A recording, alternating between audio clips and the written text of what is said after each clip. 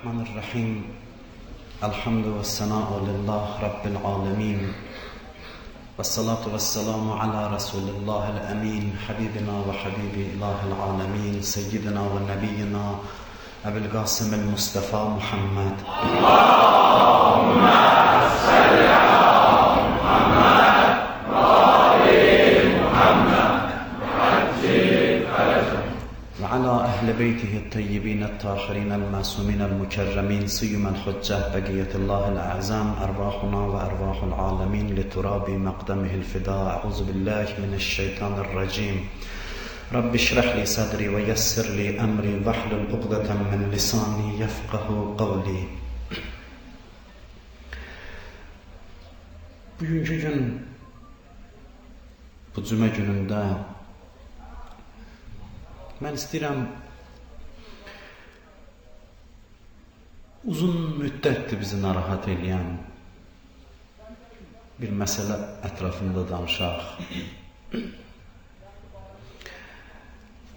və öz üzərimizdə məsuliyyət hiss edirik ki,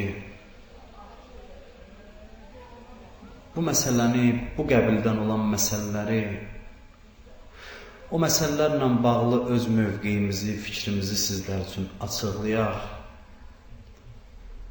və bunu özümüz üçün bir dini, şəri, vəzifə və məsuliyyət hesab edirik. İstəyirəm bugün bir yerdə biz bu suala cavab axtaraq ki, görəsən bizim içimizdə yaşayan bu din, İslam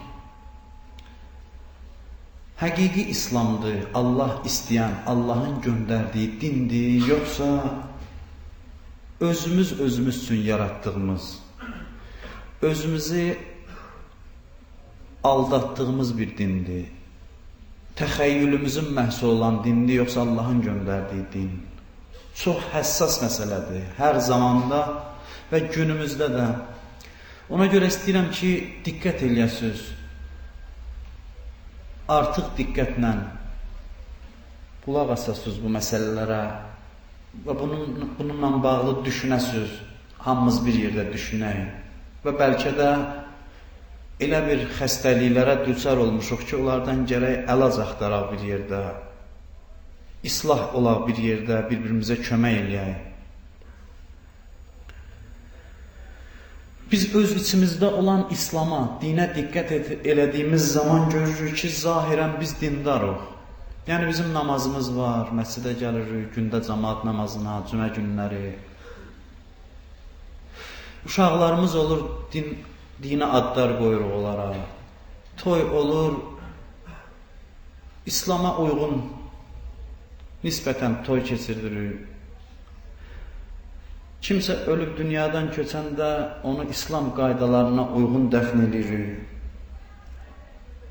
Əzadarlıq edirik, dua oxuyuruq, ağlayırıq. Bunların hamısı zahirən İslam əlamətidir. Amma diqqətlə baxanda bu mənim fikrimdir və bu fikirdə qətiyyəm mən. Əlbəttə hamiyə də aid edilə bilməz. Amma ümumən diqqətlə nəzər yetirdikdə görürük ki, bizim içimizdə İslamın şəkli var, amma İslamın ruhu yaşamır. İslam necə ki lazımdır biz tərəfdən tanınmayıb. Biz özümüzə sərf eləyən, özümüzə xoş olan bəsit bir düşüncə sistemi yaradıb, onun adını özümüzə İslam qoymuşuq və elə bilmişik ki, biz müsəlmanıq. Əleyhisselamın bir sözü var, zaman gələr İslam tərsinə geyilmiş kürk kimi olar. Tərsinə geyilmiş kürk kimi. Belə bir şəkil olar. Əleyhisselamın bütün sözləri kimi bu sözü də çox gözəldir. Tərsinə geyilmiş kürkün iki xüsusiyyəti var. Bir budur ki, bədəni qızdırmaz, çünki yun tərəfi çöldə qalar. İkincisi də budur ki, adamı gülünc vəziyyətə qoyar. Onu giyinənə gülərlər. Bizim İslamımız belə bir vəziyyətə qalır. Bu İslam nə bizə hərarət verə bilir, nə bizi qızdıra bilir, başqalarının da gözündə bizi gülünc göstərir. Həmin o Əleyhisselamın dediyi İslama oxşayır bu. Əleyhisselamın əməl elədiyi İslama yox. Zahirən dindardır insanların böyük bir hissəsi, amma bu din insanı hərəkətə gətirmir, qəlbə hərarət vermir, ağla ayıqlıq, bəsirət vermir. Əksinə görürsən, ağıl nurunu zəiflədir. Ağıl işığını söndürür belə bir dindarlıq. İnsan nə qədər agahdır, bir o qədər hidayət tapıb. İnsan nə qədər hərəkətdədir, bir o qədər hidayət tapıb. Nə qədər cahildirsə, sükunətdədirsə, bir o qədər insan hidayətdən uzaqlaşır.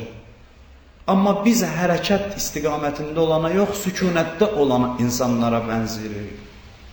Din insanı sakitləşdirməz, sükunətə, durğunluğa salmaz. Din insana müsbət enerji verər və insanı hərəkətə sövq elətdirər.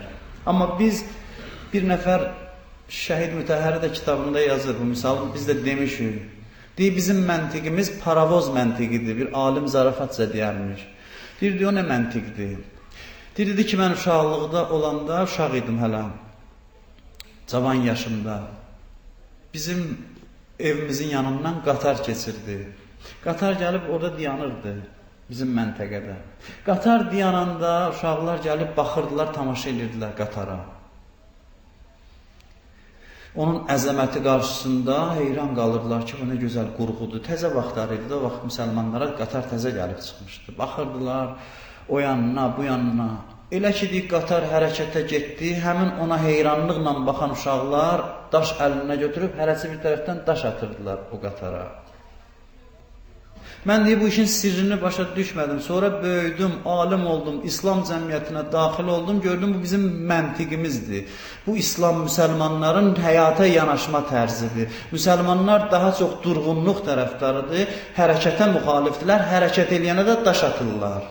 Kömək eləmirlər, yox. Bir də istəyəndə hərəkət eləsin, müsəlmanın adəti budur ki, görüm necə eləyim bunu mane olum getməsin. Söz çıxartsın, nə bilim də qalmayan işlər görsün.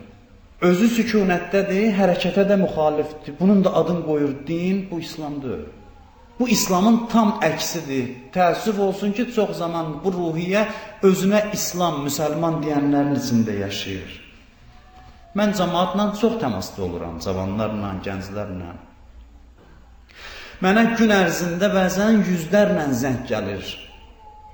Ki, da son zamanlar zəngləndə qutarmışıq da, mümkün deyil cavab vermək. Üzr də istəmişik ki, indi ona burada bir şərait yaransın. Hacı Əkrəmdən də xahiş eləmişik ki, bu şəri suallara cavab versin. Çünki bunun praktiki bizim buna imkanımız yoxdur.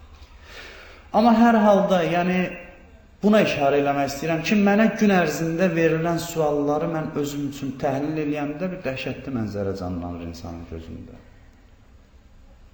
İnsana sual verərlər, suala cavab vermək də gözəldir, insanlara xidmətdir, bilməyənə nəsə öyrətməkdir, bundan heç kəs yorulmur. Amma bəzən sualların keyfiyyətinə baxırsan, görürsən 21-ci əsrdir, biz nə gündəyik, biz nəyin dalınca gedirik, nələr bizi düşündürür. O suallardan bəlli olur insanların səviyyəsi və bu səviyyəsizlikdən insan dəhşətə gəlir, dəhşət bürür insanı. Bu nə məsələdir ki, bir gənci bugün maraqlandıra bilər?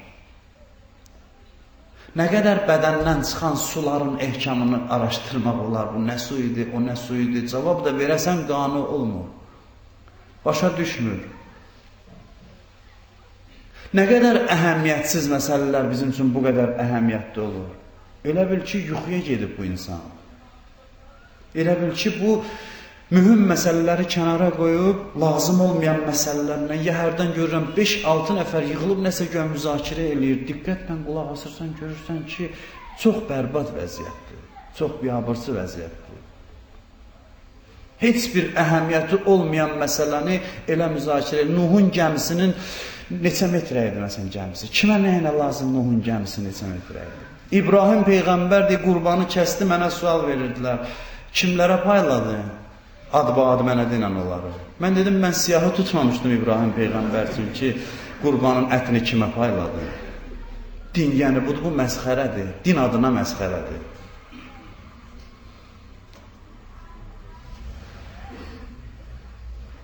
Bu gənc nəslə hakim olanda, bu tərz təfəkkür və buna din adı qoyulanda, Fiqhin öz yeri var, şəriətin öz yeri var. Bəli, şəriət əhəmiyyətlidir, şəri məsələləri bilmək lazımdır, namazı düz qılmaq lazımdır. Bunun hamısını vurğulamışıq, risalələr var. Amma da bu məsələni bir dəfə oxuyarlar, yadda saxlayıb əməl edənlər də bunu saatla müzakirə mövzusuna çevirməzlər. Su buradan düşdü, ya buradan qalxdı, oradan. Bu o qədər mühüm məsələ deyil insan üçün. Mühümdür, yəni düz olması lazımdır. Mən şəriətin əhəmiyyətini azaltmaq istəmirəm.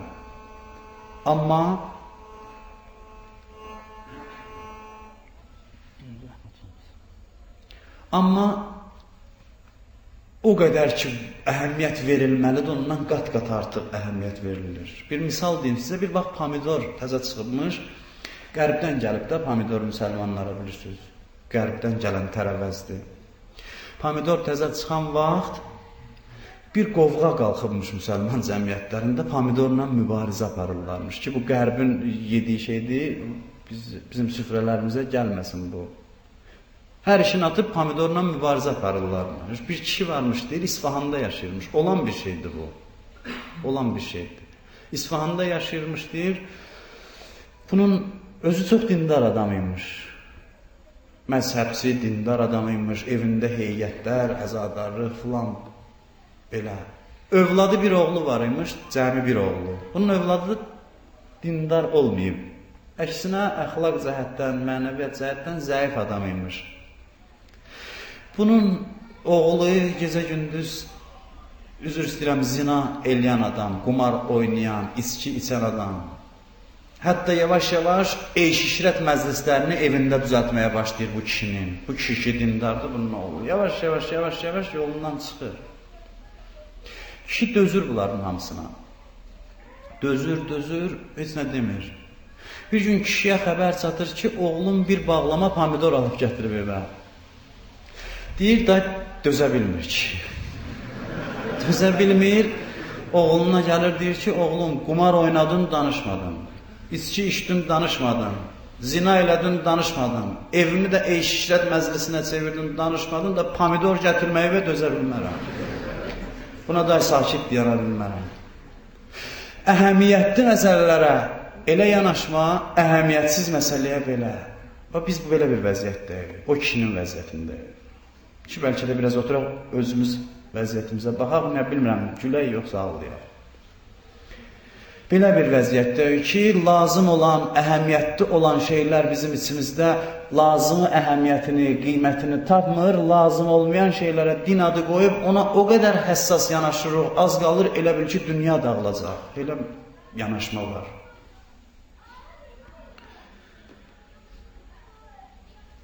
Həssaslıq, əhəmiyyəti lazımi şəkildə vermək, agahlıq, dini düz tanımaq, əqli cəhətdən dinə yanaşmaq, bu məsələlər hamısı zəifliyi. Həmin şeyi pul xərcləmək məsələsində də deyə bilərik. Quranda infaq barədə Allah yolunda pul xərcləmək 2 ayə var, 2 fikir var. İnfaqın bir növünə Allah deyir ki, qiyamətdə Allah artıqlaması ilə qaytarar. O adamlar ki, Allah yolunda infaq edir. Bir dəstə üçün deyir, onların elədiyi ilğım kimidir. Yəni, səhrada susuz adamın gözünə su görünməsi kimidir. Onların savabları aradan gedər. O infaq dəyərlidir ki, Allaha xatir ola və yerində ola. Təkcə Allaha xatir olması kifayətdir. Hansı yerdə ola, hara xərclənə, hara daha çox lazımdır. Amma bizim İslama yanaşmamız necədirsə, pul xərcləməyimiz də elədir. Hərə özü üçün bir yol tapıb, adam var, hər həftə neçə yüz adamı yığır, ehsan verir. Amma mühüm işlər qalır. Vacib işlər qalır. Nə bir mətbuat vasitəsinə dəstək verə, nə bir ictimai fəaliyyəti yox, bu şeylər yox. Ancaq gərək pirin adı gələ ki, bu pul xərcləyər. Məscidin adı gələ. Başa düşmür ki, elə bu hamısı Allah yolunda olan fəaliyyətdir. Ehsan məclisində hamı qaçar qabağa. Amma deyəsən, məsələn, bir dənə filan bir ictimai bir iş var, ya bir qəzet məsələsi var, deyir, o mənlidir. Mənimki ancaq bozbaş pişirim verim, cəmaat yesin. Bozbaş süfrəsi ətrafında oturaq, danışaq, dinlən, keyfli və gözəl İslamdır. Bir yerdə gedək məşədə, bir yerdə gedək həccə, belə yiyək, içək, gəzək, bir-iki dənə hədis yolda danışaq, belə. Amma nəsə eləyək, bunun taleyini, bu dinin düşünək, buna xidmət eləyək. Bu məsələlərdə ciddi axsaqlıqlar cəmiyyətdə bugünkü gündə bizim özümüzdə müşahidə olunur. Əhəmiyyətsiz məsələlərə lazımı əhəmiyyət vermək dini tanımamağın nəticəsidir. İmam Zaman ağa haqqında verilən suallar, danışılan sözlər, o əlamət deyirlər, o ağa yuxuda gördü ki filan oldu, bu ağa yuxuda gördü belə oldu, o şəhərdə bir nəfər doğuldu, onun bir gözü var alnındadır, deməli bu nəm kimdir, bu belə şeylər. İmam Zamanı biz nağıl qəhrəmanı kimi tanımışıq. İmam Zaman ağaya bizim yanaşmağımız budur. Amma məhdəviyyət, intizar mövzusu böyük fəlsəfəsi olan mövzudur. Biz bugün dünyaya və özümüzə tanıtdırmalıyıq və dünyaya tanıtdırmalıyıq ki, biz hansı dövləti gözləyirik və baxırsan müasir ədəbiyyata, qərbdə çıxan ədəbiyyat, deyirlər ki, dünyanın yeganə çarəsi belə bir ümum dünyanı əhatə edən dövlətin qurulmasındadır. Biz bunu elmi nəzəri cəhətdən araşdırmamışıq. Bizim üçün İmam Zaman tarixi prosesin məntiqi sonluğu yox, göydən düşən bir qəhrəmandır ki, gələcək, qılıncla kimlərisə öldürəcək, dünyada sülhü, ədaləti bərqərar edəcək. Bu tamamilə yanlış yanaşmadır. İmam Zaman fəlsəfəsi ictimai, siyasi, tarixi bir nəzəriyyədir. Dərin kökləri olan, məntiqi əsasları olan bir nəzəriyyədir ki, biz bunu bugün nə özümüz tanımışıq, nə dünyaya tanıtdırmışıq. Elə biz deyirik, yuxuda filan kəs gördü ki, gələn il gələcək. O birisi il deyirik ki, gələn il gələcək. Yuxu ilə biz başımızı qarışdırmışıq. Hərçənd ki, biz özümüzdə yuxuda danışmışıq, kəraməti də inkar eləmirik. Yuxu da var, kəramət də var, amma o qədər əhəmiyyətli məsələ deyil. Əsas ağıl və məntiqdir. 10-cu, 100-cü dərəcəli məsələlərdir ki, hərdən bir dənə təbərrük üçün bir yuxuda danışmaq olar. Hərdən mən danışıram, sonra peşman oluram ki, deyirəm, elə deyəsən mən özümdə xidmət edirəm. Hərçənd ki, biz həmişə demişəm ki, çalışmışıq mötəbər sözlər danışaq. Kəraməti də qəbul eləməyən insan heç İslamı qəbul eləməyib. Bu şeylər öz yerində, amma İslam bundan ibarət deyil. İslam əqidədir, İslam ağla, məntiqə söykənən bir təfəkkür tərzidir, həyat tərzidir. Bugün bir müsəlman gənc, müsəlman cavan, dünyadan, ölkəsindən, hər şeydən xəbərsizdir. Hansı bir neçə nəfər adam tapılar ki, çıxsın bugün qərbdə olan fəlsəfi cərəyanları, ictimai hərəkatları təhlil eləyə bilsin ki, qərbdə o cərəyanın sözü nədir, o istiqamətin fikri nədir və mənim sözüm nədir? Neçə faizimiz bunu, neçə faiz gənclər bunu eləyə bilər? Amma baş qarışıb, nə bilim mən, mənasız işlərə. Gərək o cərəyanları tanıyasan, onların sözlərini biləsən, dünya artıq usanıb bu sekularizmdən, bu liberalizmdən, başqa cərəyanlardan, onların mahiyyətini biləsən, təhlil eləyəsən, qərbdə bizim nə qədər Azərbaycanlı gənclərimiz oxuyur. Onlar bir gün qayıdıb gələcək, sizə sual verəcəklər ki, bax mənim dinə iradım budur, bizim sözümüz bu olsun, Allah hidayət eləsin, bu yazıq. Azmış adam. Azmış adamdır, onu suallar maraqlandırır, cavab verə bilirsən, verə bilmirsən, öz acizliyi etiraf elə. Kiməsə o saat azğın adı qoyub, hidayət istəmə. Hidayət hamı üçün istə, amma hidayət yolunda bir addım da at. Özün tanı və lazımi şəkildə onu tanıtdır onlara. Gənc, enerji ilə dolu olan, xidmət eləməli olan vaxtında görürsən, elə bil o Marksın bir fikri vardı, din xalq üçün tiryəkdir, düz fikir deyildi. Amma din yanlış olanda, bəli, tiryək funksiyasını daşıyır. Dini bir balaca insan səhv başa düşəndə, o qurucu yox, pozucu bir şey olur. Din belə bir incə məsələdir ki, onu ya düz başa düşürsən, inkişaf edirsən, ya səhv başa düşdünsə, pozucu bir şey olur. Dindən, o qondarma, düzəlmə dindən ancaq ziyan dəyər insanlara.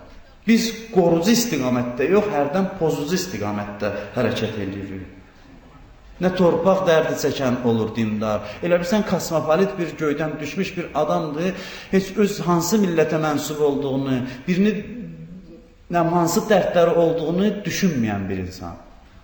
Biz bəzilərini qınıyırıq ki, onların barda, restoranda, rəqs məclisində başı qarışıb, vətən dərdini unudublar. Belə çıxır ki, bizim də başımız dinə qarışıb, vətən dərdini unutmuşuq, millət dərdini unutmuşuq. Amma bu din deyil. Din birinci növbədə xalqın, millətin qabağında, torpağın qarşısında məsuliyyət hissini aşılayır. İnsan özünü borclu bilir yaşadığı torpağa, mənsub olduğu xalqa. Din bu hissləri insana aşılayır. Bivec bir varlığa çevirmir insanı ki, o zikri eləyim, bu duanı oxuyum, başımı ona qatım. Bunlar hamısı insanı yetişdirmək üçündür, insanı yuxuya vermək üçün yox. Ağlamaq məclislərinə baxırsan, heç söz başlamamış, bəzən heç bilmir nəyə ağlayır çoxu. Heç tanımayıb İmam Hüseyin ağanı ki, ona ağlasın. İmam Hüseyin ağadan biz nə bilirik? İmam Hüseyin ağanı qərb alimləri bugün tədqiq eləməyə başlayıb. Mən eşitmişəm Fransada neçə cild kitablar yazıb Xanım Fatimə-i Zəhranın ictimai şəxsiyyətindən. Biz Xanım Fatimə-i Zəhradan nə tanımışıq? Janna Dark kimi bir xəyalpərəst, ləzzətpərəst xanımı özünə ülgü nümunə eləyən fransız alimləri, fransız xalqı bugün doğrudan da Xanım Fatimə-i Zəhranın timsalında özünə nümunə tapıb. Amma biz Xanım Zəhradan ancaq onu bilirik ki, qiyamətdə əlimizdən tutub bizi cənnətə aparacaq ki, o hədisi özümüzdə demişik. Amma cənnətə aparması üçün gərək Xanım Fatimə-i Zəhranı tanıyasan, Xanım Fatimə-i Zəhranın ictimai şəxsiyyətini tanıyasan, İmamlarımızın ictimai simasını lazımi şəkildə tanıyasan, dərk eləyəsən, lazımı dəyərləndirəsən. Hərdən ağlamaq bazlıq olur, əzadarlıq bazlıq olur bizim işimiz. Əzadarlıq olmur. Bu sözü biz deyirik, biz o insanlardan, bunu mən tərif üçün demirəm bizim xidmətimiz. Bəlkə də əzan məclisini Azərbaycanda ilk dəfə heyət şəklində küçəyə çıxardan insanlar olmuşuq və buna böyük bir neymət kimi baxırıq ki, bəlkə də bunu bir İmam Hüseynə nökərlik, xidmət kimi Allah bizə yazar. Və bu məclislərin tərtib olunmasında özünüz hər il şahidsiniz bu şeylərə. Yəni deməsinlər sabah filan kəs əzadarlığa qarşı danışdı. Amma əzadarlıq gərək bəsirətlə ola, gərək dərklə ola, ağlamaq xatirinə yığışaq, ağlayaq, hissimizə qapılaq, elə belə yaşayaq. Bu İmam Hüseyin əleyhissalama xəyanətdir, yaddan çıxartmayaq ki, İmam Hüseynə 1-ci Ömər Səd ağladı. İmam Hüseynə oxatan ağladı və xanım Zeynəb də bu ağlamağı məhkum elədi. Nə badə bizim ağlamağımız da onların ağlamağı kimi olar. O ağlamaq ki, insana bəsirət, ictimai təfəkkür verir. Bugünün müasir gənci dinə gəldiyi təqdirdə müasir təfəkkürə malik, neçə dil bilən, müasir elmlərə yələnən, oxuduğu sahəni mükəmməl bilən bir insan olmalıdır. Bu vasitə ilə dinə xidmət eləməlidir və xalqına, millətinə xidmət eləməlidir. Nəinki dinə gəlib də dərsləri qoyum, gedim oturum, bugün orada məclis var, sabah burada məclis var. Bu İslamdır. İslam insanı tərəqqiyə, əqli təkamülə çağırır. Bir qərb alimi deyir ki, mən müsəlmanları təbrik edirəm ki, onların Peyğəmbərinin ilk dəvəti bu idi ki, iqra, oxu. Oxu ilə başlayan dindir bu. Cəhalətə, zülmətə çağıran bir dindir.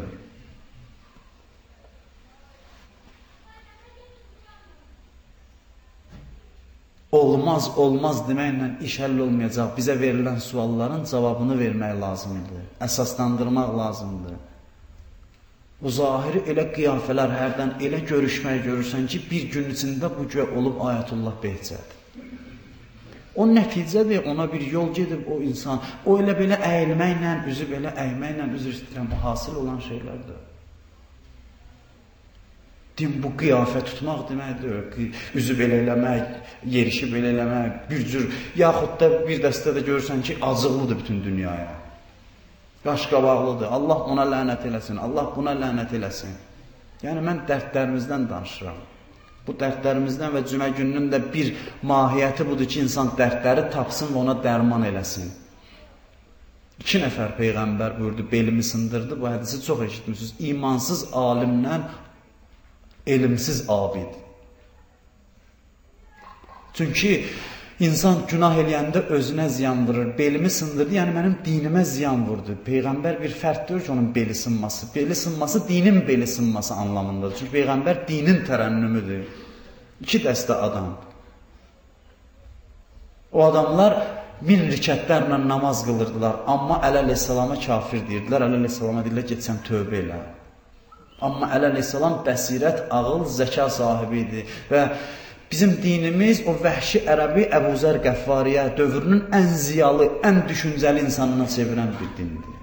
Bu din insana ziyalılıq, ziya nuru bəxş edir. Mən bunu çox demişəm. Biz bəzən bugünün ziyalılarından giləylənirik, amma bugünün ziyalıları Sovet dövrünün getirməsidir. Sabahın ziyalıları sizlərsizsə, burada oturan gənclərdirsə, bu gənclər həm ziyalı olmalı, həm elm sahibi olmalı, həm ictimai baxımdan nüfuz sahibi olmalı, həm də eyni zamanda mənəviyyat sahibi olmalıdır ki, bu millətin gələcəyi işıqlı olsun, nurlu olsun və buna biz məsuliyyət daşıyırıq. Bunun məsuliyyətini biz üzərimizdə hiss eləyək. Biz dini gəlin bəsirətlə tanıyaq, ağılla tanıyaq və zamanın tələbinə cavab verən insan olaq. Qəlbi hərarətli insan, insanlara xidmət eşqi ilə ürəyi döyünən adam və ağıllı adam, zamanəsini tanıyan, dinini tanıyan adam. Bu insanlar doğrudan da demək olar ki, müsəlmandır. Amma yox, özünə yalancı din uydurur, işini gücünü boş-boş gəzib bu dinə güya əməl eləməklə keçirdən insan müsəlman sayıla bilməz. Allah bizi həqiqi müsəlmanlardan qərar versin inşallah. Allahümmə inna nəsəlükə və nəd'uk bismikəl azimil əzəm, əl-əəzzil əcəllil əkrəm və bil-Hüseyni